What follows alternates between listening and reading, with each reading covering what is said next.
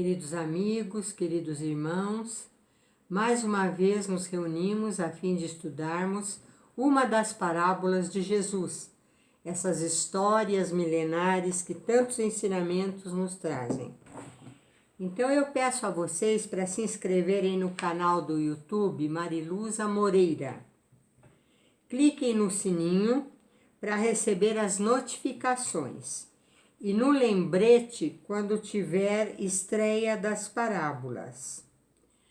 Geralmente nós as passamos na terça-feira às 20 horas. Falem com seus amigos, seus parentes, a fim de que vocês possam, de alguma forma, estudarem juntos essas lições em formas de histórias que Jesus nos deixou. Estaremos sempre estudando com vocês essas lições maravilhosas de Jesus. Hoje nós vamos estudar a parábola do joio. O reino dos céus é semelhante a um homem que semeou boa semente em seu campo. Mas enquanto os homens dormiam, veio um inimigo dele, semeou joio no meio do trigo e retirou-se. Porém, quando a erva cresceu e deu fruto, então apareceu também o joio. Chegando os servos do dono do campo, disseram-lhe: Senhor, não semeaste boa semente no teu campo? Pois de onde vem o joio? Respondeu-lhes: Homem inimigo é quem fez isto. Os servos continuaram: Queres então que vamos arrancá-lo? Não, respondeu ele, para que não suceda que, tirando o joio, arranqueis juntamente com ele também o trigo. Deixai crescer ambos juntos até a ceifa, e no tempo da ceifa direi aos ceifeiros: ajuntai primeiro o joio, atai-o em feixes para os queimar, mas recolhei o trigo no meu celeiro. Mateus capítulo 13, versículo 24 a 30. Então, o homem tem sido em todas as épocas o campo onde o dono semeou a boa semente, o trigo dadivoso, que produz milhares a cada semente e que dele sai o pão, a farinha, o alimento para todos aqueles que servem a esse Senhor. Então, dentro do homem está plantada a lição maravilhosa de Jesus, com toda a sua clareza, com toda a sua objetividade, com a simplicidade dos seus conceitos, seja em forma de histórias, seja em palavras mais candentes, em palavras mais assertivas, mais clarificadas pela indignação de Jesus perante os erros humanos, perante a insistência nesses erros. Mas, no meio das suas lições, através dos interesses múltiplos, as várias religiões cristãs, aqueles que sobem à tribuna, aqueles que escrevem livros, aqueles que falam através da TV, do rádio, nas tribunas, têm colocado a semente do joio, a semente do erro, as interpretações que extrapolam aquela simplicidade da fraternidade, do amor, do perdão, do entendimento, da fé, e imiscuído no meio disto tudo o orgulho, a vaidade, os interesses de grupos, ou a projeção pessoal, a maneira melíflua de usar as palavras apenas para o seu próprio endeusamento e não para transmitir a lição de Jesus.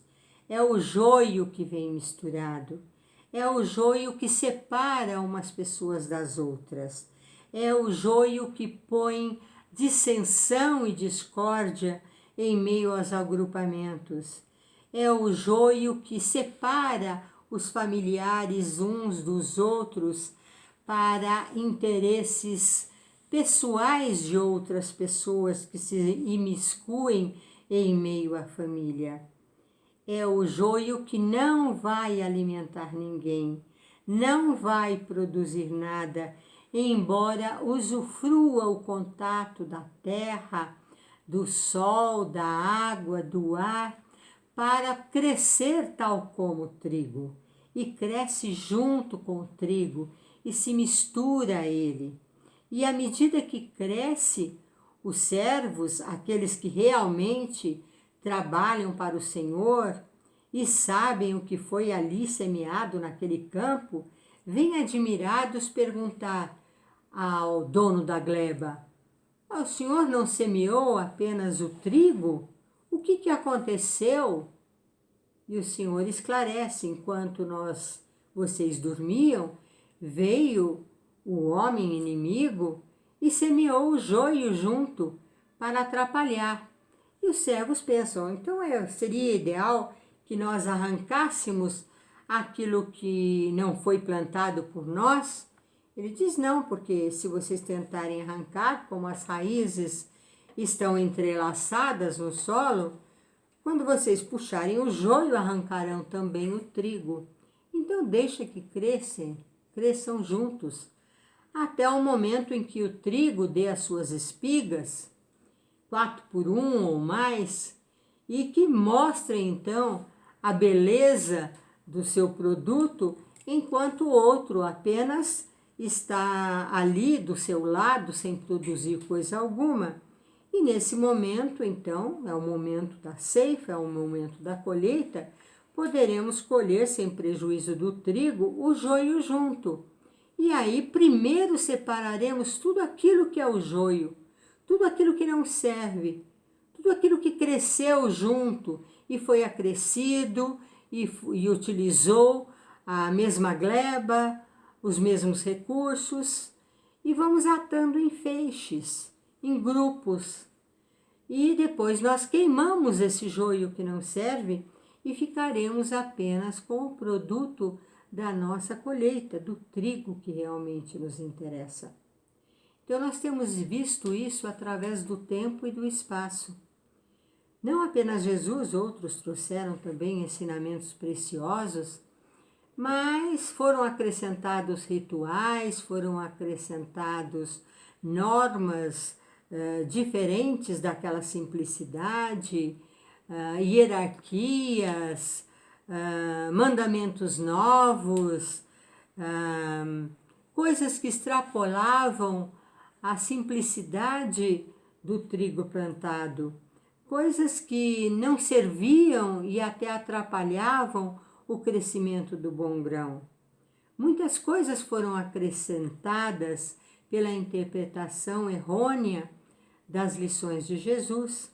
Inclusive, nós tivemos o período das trevas, da Santa Inquisição, implantada como lei por Gregório IX, embora já viesse durante um longo período, suscitando perseguições, mortes, julgamentos e condenações antes de ser instituída no dia 21 de abril de 1232. O Tribunal do Santo Ofício da Inquisição, que era contra a filosofia, porque dizia que a teosofia implantada, então, era muito mais importante.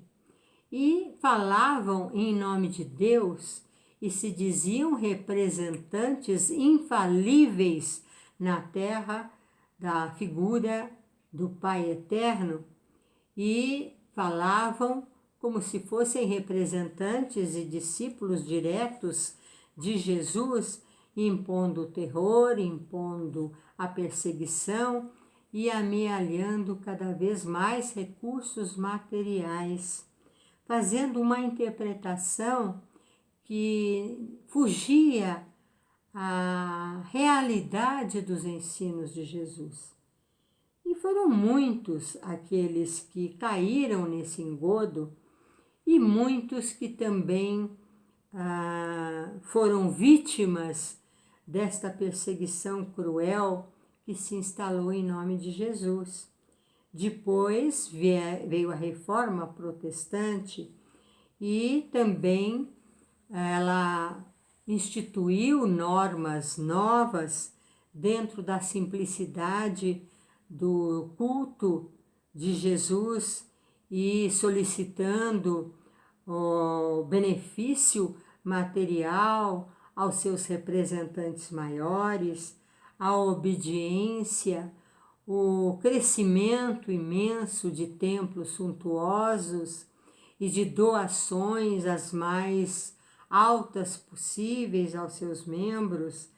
E fora isso, houve a noite de São Bartolomeu, lutas fratricidas entre aqueles que se diziam cristãos, católicos e protestantes de mais de 450 credos diferentes, lutando entre si com armas letais em nome de Jesus.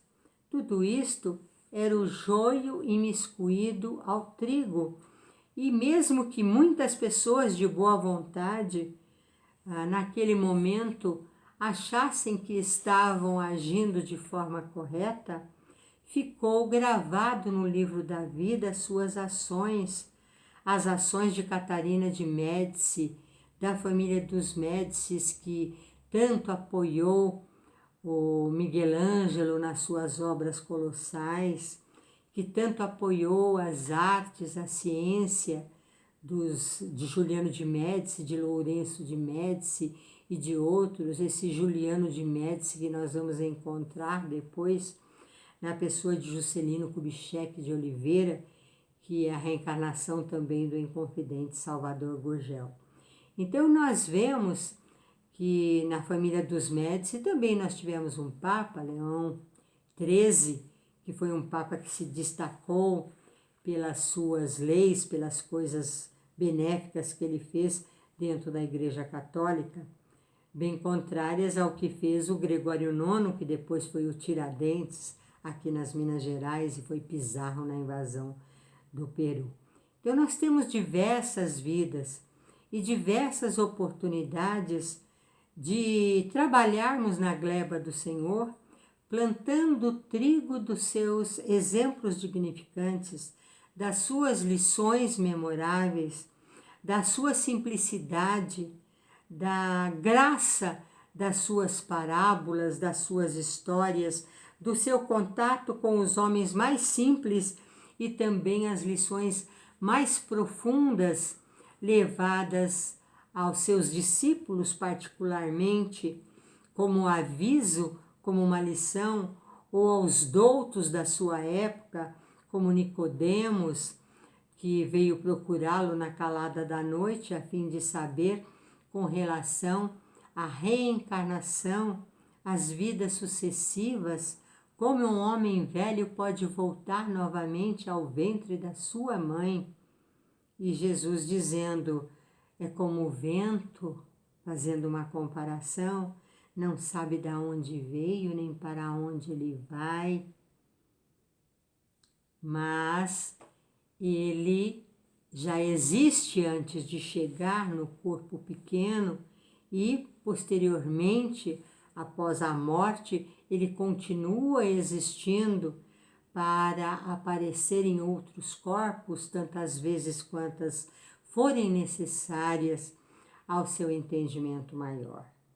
Então, o Espiritismo surgiu nesta época de tantas disparidades que a gente louva tanto os benefícios da civilização, na tecnologia, na conquista do micro e do macrocosmo, nos conhecimentos científicos, filosóficos, políticos, sociais, que vão rapidamente sendo disseminados e transportados através dos livros, das lições, das universidades, dos grupos sociais e da televisão, do rádio e de todos os elementos que são utilizados na comunicação, melhorando a nossa condição mental, a nossa condição ética e moral,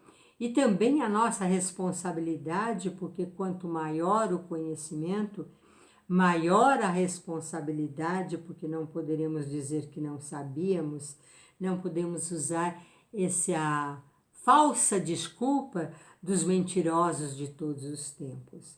Então, nessa época de tanta diversidade, de tanta complicação, de tantos chamamentos, de tanta doutrinação mesmo, feita das formas mais melífluas e criminosas possíveis, desde os grupos das crianças aos adolescentes, aos jovens, nas empresas, nas universidades, nos representantes do poder temporal, em toda a parte onde a fama e o poder exercem o seu domínio.